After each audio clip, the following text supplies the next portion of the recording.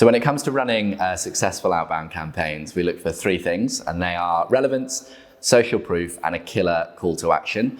And by successful, I mean campaigns that hit like 10 to 30% positive reply rate. That first pillar is relevance. And what you're looking to do is try and inject something into the email that is going to make it feel very, very relevant to the person receiving it. So not saw you've just raised funding or saw you're hiring for this role. Those are nice observations, but they're not genuine relevance.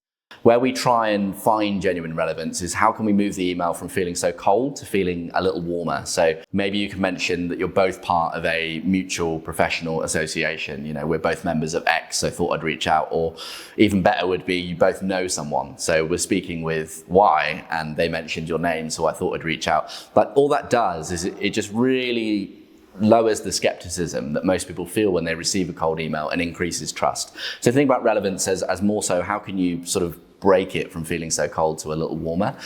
On the social proof side of things, most people try to inject some social proof into their cold emails, but they often overdo it. So it'll be like a really conflated case study about how you've helped their direct competitor grow by 300% in the past 3 weeks. You may have achieved that, but is probably highly unlikely, and also just feels way too aggressively salesy in an email from someone that they've never met. So think more about how you can make the kind of mention or the authority that you're injecting there a bit more natural and a bit more peer-to-peer. So it might be that in the signature of your email, you've got backed by, and it's the name of your very credible investor.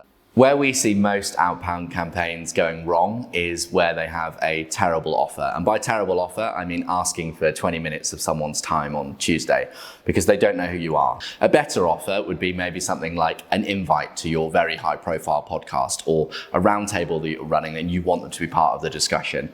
And if you focus on something that is genuine high value and low risk for the person you're emailing, you're much more likely to get a positive reply. So focus on those three things when you're kind of building your outbound campaigns, and you'll see much higher reply rates. So that's relevance, social proof, and a killer call to action.